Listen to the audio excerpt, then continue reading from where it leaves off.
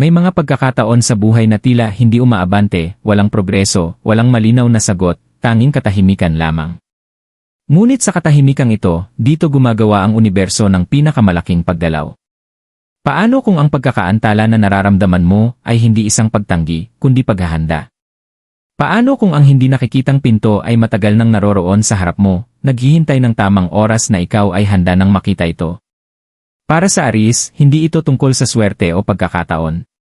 Ito ay tungkol sa tamang oras, tapang, at isang tahimik na pagbabago na nagsimula na. Ang universo ay hindi basta nagbubukas ng mga pinto, binubuksan ito kapag ikaw ay matatag na upang pumasok at kunin ang mga bagay na nakalaan para sa iyo. Ang mensaheng ito ay natagpuan ka para sa isang dahilan, kahit na hindi mo pa ito lubos na nauunawaan. Walang bagay sa universo ang gumagalaw ng walang layunin at walang dumating sa iyo ng aksidente. Kamakailan, marahil ay naramdaman mong parang ang iyong mga pagsusumikap ay hindi napapansin, parang ang iyong apoy ay patuloy na nagsisindi ngunit ang mundo ay hindi tumutugon. Para sa Aries, ang pakiramdam na ito ay maaaring maging mabigat dahil ikaw ay nilikha upang magpatuloy, hindi upang maghintay sa hindi tiyak. Ngunit madalas ang universo ay humihiling sa mga pinakamalalakas na kaluluwa na huminto, hindi upang parusahan sila, kundi upang muling itama sila. Ang nararamdamang pagkaantala ay talagang isang direksyon. Ang nararamdamang katahimikan ay patnubay na nabubuo sa likod ng mga eksena. May isang pagbabago na nangyayari, tahimik at matatag, at ito ay naghahanda sa iyo para sa isang bagay na higit pa sa iyong dating inaasahan. Ang pintuan na iyong hinihintay ay hindi pilit na bumubukas, naghihintay ito para sa iyong kamalayan, iyong paniniwala, at iyong kahandaan na pumasok sa isang bagong bersyon ng tagumpay. Ang tahimik na laban bago ang pagtagumpay. Bago dumating ang anumang tunay na tagumpay, laging may isang panahon ng tahimik na laban. Para sa Aries, ang yugtong ito ay maaaring magmukhang lalo na nakakapagod dahil hindi ka nilikha upang tumigil, nilikha ka upang gumalaw, magtayo, at magtagumpay. Ngunit kamakailan, marahil ay naramdaman mong mabagal ang progreso, halos hindi nakikita. Baka tinanong mo kung bakit hindi nagbubunga ang iyong mga pagsusumikap, bakit ang mga pintuan ay nanatiling sarado kahit na pinilit mong buksan ito ng buong lakas. Hindi ito kahinaan. Ito ay tibay. Sa tahimik na yugtong ito, malamang ay nagdala ka ng mga responsibilidad ng walang pagkilala. Pumunta ka kahit na may mga nagdududa sa iyo. Patuloy kang lumaban kahit na nanghihina na ang motibasyon at ang pag-asa ay tila mahina. Sa panlabas, maaaring mukhang ordinaryo ang buhay, ngunit sa loob, isang labanan ang nagaganap. Natututo kang maghintay nang hindi nawawala ang iyong apoy. Naitest ka, hindi upang makita kung kaya mong magtagumpay, kundi upang makita kung kaya mong magtagal. May mga sandaling pumasok ang paghahambing, kung kailan nagtanong ka kung bakit tila mas madali ang tagumpay para sa iba. Marahil ay paulit-ulit mong naisip ang mga dating desisyon, nagtatanong kung mali ba ang iyong pinili o kung matagal ka na bang naghintay. Ngunit bawat pagkaantala ay may dalang aral, at bawat kabiguan ay nagpatalas ng iyong mga instinto. Ang akala mong nasayang na oras ay isang paghahanda sa anyo ng pagtatago. Ang laban na ito ay hindi nilayon upang wasakin ka. Ito ay upang tanggalin ang pagdududa, takot, at ang pagdepende sa pag-apruba ng iba.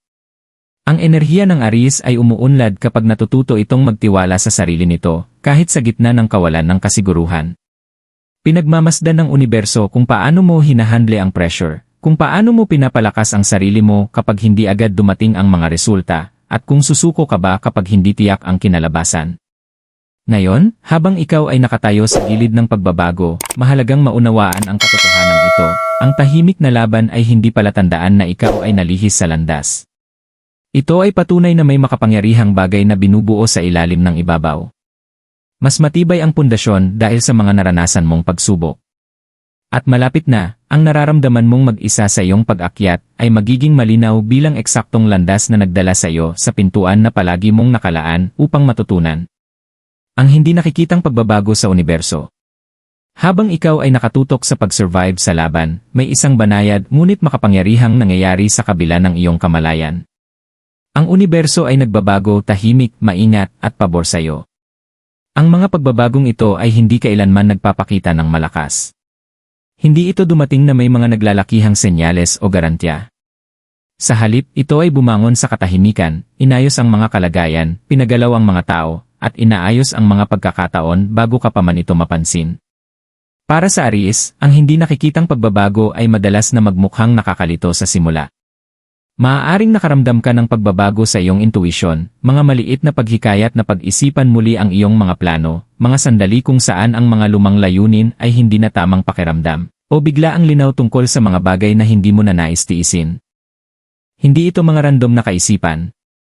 Ito ay mga senyales. Ang universo ay naghahanda sa iyo sa loob bago pa man magkaroon ng anumang pagbabago sa labas. Sa likod ng mga eksena, ang mga hadlang ay inaalis sa mga paraang hindi mo kayang kontrolin o hulaan. Ang mga sitwasyon na dating kumakain ng iyong lakas ay nagsimulang maglaho. Ang mga tiyak na daan ay tahimik na nagsara, hindi upang ikaw ay makulong, kundi upang protektahan ka mula sa pagtanggap ng mas mababa sa kung ano ang nararapat sa iyo. Pati na rin ang mga pagkabigo ay may layunin, itinulak ka palayo sa mga kinalabasan na maglilimita sa iyong paglago.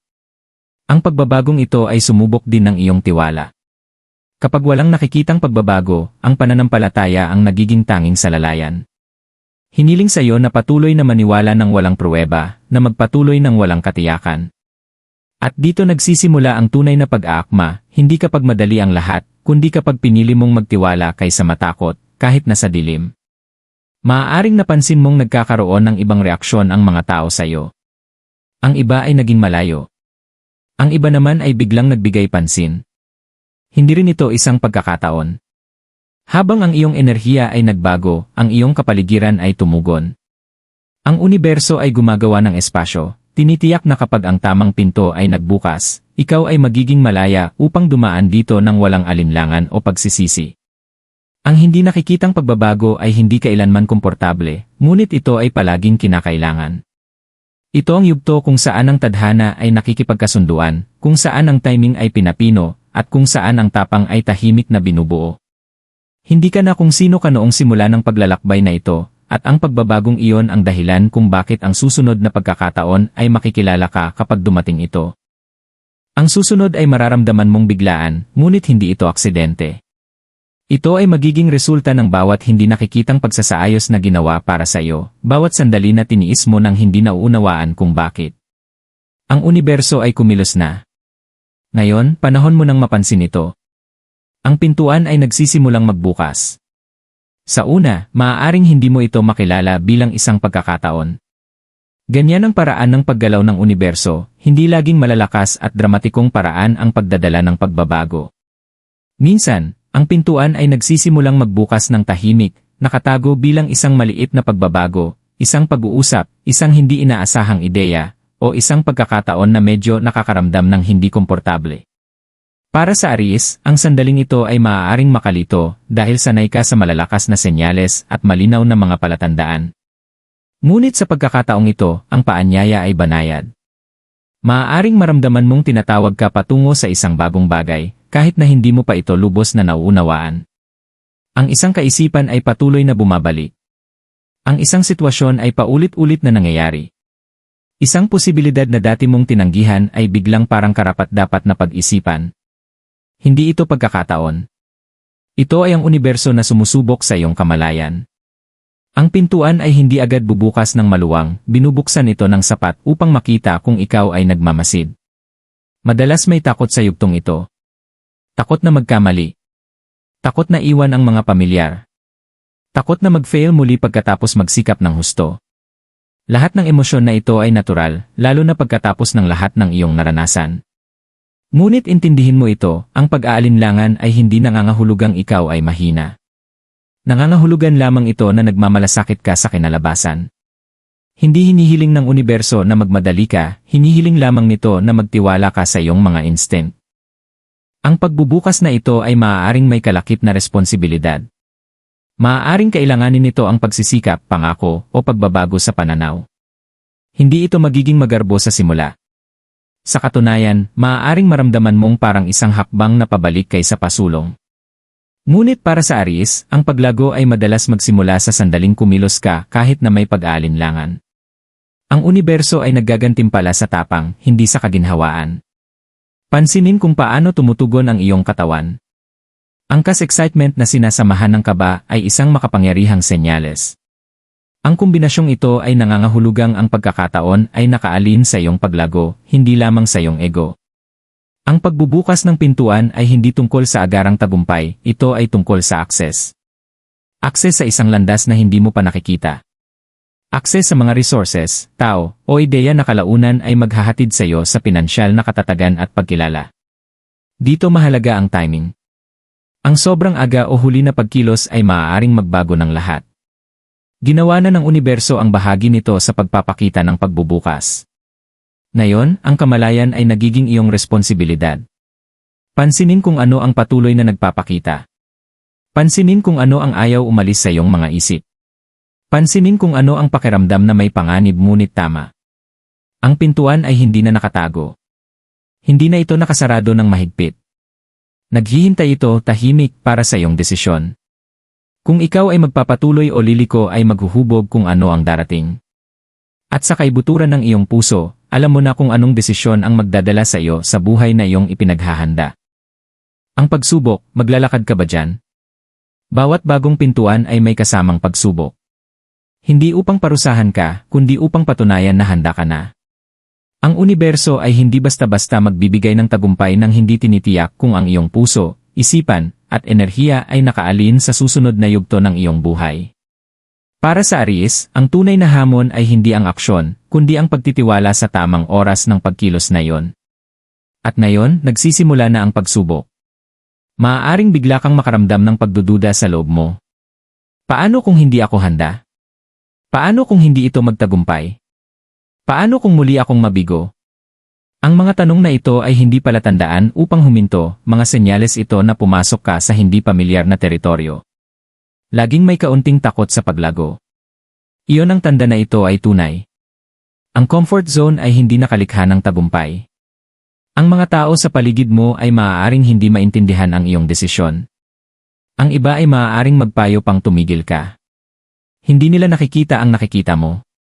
Hindi nila naramdaman ang katahimikan na iyong tiniis. Hindi nila alam ang mga dasal na iyong binanggit o ang bigat na iyong dinadala sa pribadong buhay. Ngunit ang pagsubok ay hindi tungkol sa kanila, ito ay tungkol sa iyo. Kaya mo bang magpatuloy kahit walang humahanga? Kaya mo bang magsabi ng sa iyong tawag nang hindi kailangan ng pahintulot? Dito magsisimula ang bahagi kung saan ang lumamong bersyon ay magmamakaawa na manatili ka. Ang bersyon na naglaro ng ligtas. Ang bersyon na naghintay ng malalakas na senyales. Ngunit tinalikuran mo na ang sarili mong iyon. Ibinibigay sa iyo ang isang buhay na tumutugma sa iyong bagong pananaw, ngunit upang mabuhay ito, kailangan mong bitawan ang takot na nagpigil sa iyo. Huwag ipagpalit ang hindi komportableng pakiramdam sa panganib. Ang hindi komportable ay tanda na ikaw ay umaabot. Ito ang iyong espiritu na umaabot patungo sa pagpapalawak. Ang pagsubok ay tungkol sa tapang, hindi sa pagiging perpekto. Hindi mo kailangang malaman ang bawat hakbang. Kailangan mo lang magsabi ng sa unang hakbang. Ang natitira ay darating, hakbang-hakbang, habang nagpapatuloy ka ng may pananampalataya. Inihanda na ng universo ang entablado. Ang enerhiya ay nakaalin. Ang pintuan ay bukas. Ngunit kung ikaw ay maglalakad papasok o maglalakad palayo, iyon ay iyong desisyon. At sa isang desisyong iyon nakatago ang direksyon ng iyong tadhana. Ngayon, tanungin mo ang iyong sarili. Handa ka na bang iwan ang iyong nakaraan upang maging ang taong talagang nakalaan ka na maging? Dahil ang pintuang ito ay hindi mananatiling bukas magpakailanman. At ang naghihintay sa kabilang panig ay tinatawag na ang iyong pangalan. Ang gantimpala sa kabilang panig. Kapag nilampasan mo na ang threshold, lahat ng bagay ay magsisimulang magmukhang iba, hindi palaging mas madali, ngunit mas maliwanag. Nagbabago ang hangin. Ang iyong espiritu ay nagiging magaan.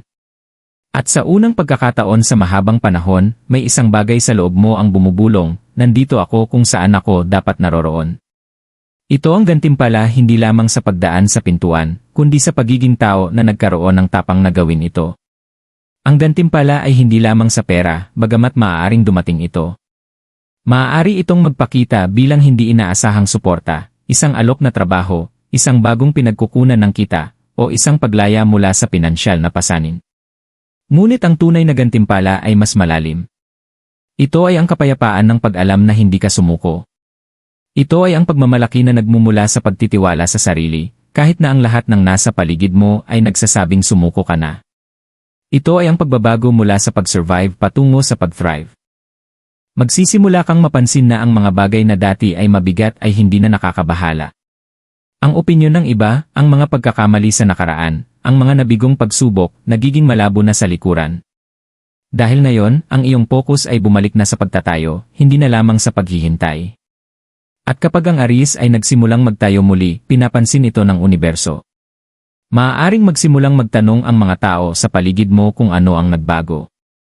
Mararamdaman nila ang pagbabago sa iyong enerhiya. Mag-uusap ka ng mas malinaw, maglalakad ng may mas malinaw na layunin, gagawa ng desisyon mula sa isang lugar ng lakas, hindi takot. At ang universo, magsisimula itong magpadala ng mga kumpirmasyon sa iyo. Maliliit na tagumpay. Mga pagkakatugma ng mga pagkakataon. Mga resources na parang milagro, ngunit talagang tugon lamang sa iyong kahandaan. Maiintindihan mo na ang mahabang paghihintay ay hindi isang parusa, ito ay isang paghahanda. Dahil kung ang pintuan ay nabuksan ng mas maaga, hindi mo kayang hawakan ang mga darating ngayon. Ngunit ngayon, hindi ka na katulad ng taong nagsimula sa paglalakbay na ito. Mas matalino ka. Mas malakas. Mas tahimik, marahil, ngunit higit na mas malakas. Ang gantimpalang ito ay hindi isang linya ng pagtatapos. Isa itong bagong simula. At habang ang daraanan ay maaaring may mga hamon pa, haharapin mo ito ng iba ngayon dahil nadaanan mo na ang pagsubok ng pagkakaalin. Ang pintuan ay hindi lang nagdala ng biyaya. Dinala nito ang isang bersyon ng ikaw na marunong lumikha ng mga biyaya gamit ang iyong sariling mga kamay. At iyon, Aries, ay isang uri ng tagumpay na wala ng sinuman ang makakamtan mula sa iyo. Habang papalapit ang pagtatapos ng mensaheng ito, isang katotohanan ang nananatili sa lahat, ang pintuan na nagbukas para sa iyo ay hindi dumating ng aksidente. Ito ay tinawag ng iyong paglago, iyong tibay, at iyong tahimik na pananampalataya nang walang ibang nakakakita ng vision na hawak mo. At ngayon na narito na ito, ang tanging tungkulin mo ay magtiwala dito. Hindi mo kailangang magkaroon ng lahat ng sagot. Hindi mo kailangan ng perpektong plano. Ang kailangan mo lang ay ang kahandaang magpatuloy, kahit na ang landas ay patuloy pang nabubuo. Ang unang hakbang, maliit, nanginginig, ngunit totoo, ay mas makapangyarihan kaysa anumang malalaking pahayag. Sinasabi nito sa universo, handa na ako. Pakawalan ang nakaraan na siyang nagtakda sa iyong pagkakakilanlan. Bitawan ang sakit ng mga pagkaantala na nagpasubok sa iyong halaga. Wala sa mga ito ang nasayang. Lahat ng ito ay nagdala sa iyo dito. Hindi ka nahuhuli. Nasa tamang oras ka. At tandaan, hindi bawat pintuan ay para puwersahin mong buksan. Ang iba ay sagrado. Ang iba ay nangangailangan ng katahimikan, presensya, at paniniwala. Isa ito sa mga pintuang iyon. Hindi ito nagbukas upang pilitin kang pumasok, kundi upang imbitahan ka. Kaya huminga ng malalim. Ramdamin ang pagbabago sa paligid mo. Pakinggan ang katahimikan na ngayon ay tunog ng pagkakaalin. At kapag ang sandali ay naramdaman mong tama, dumaan ka. Dahil ang naghihintay sa iyo ay hindi lamang tagumpay, Aries. Ito ay kalayaan. Ito ay kagalakan. Ito ang buhay na palaging nakalaan para sa iyo. At sa pagkakataong ito, hindi ka lang handa. Tinatawag ka.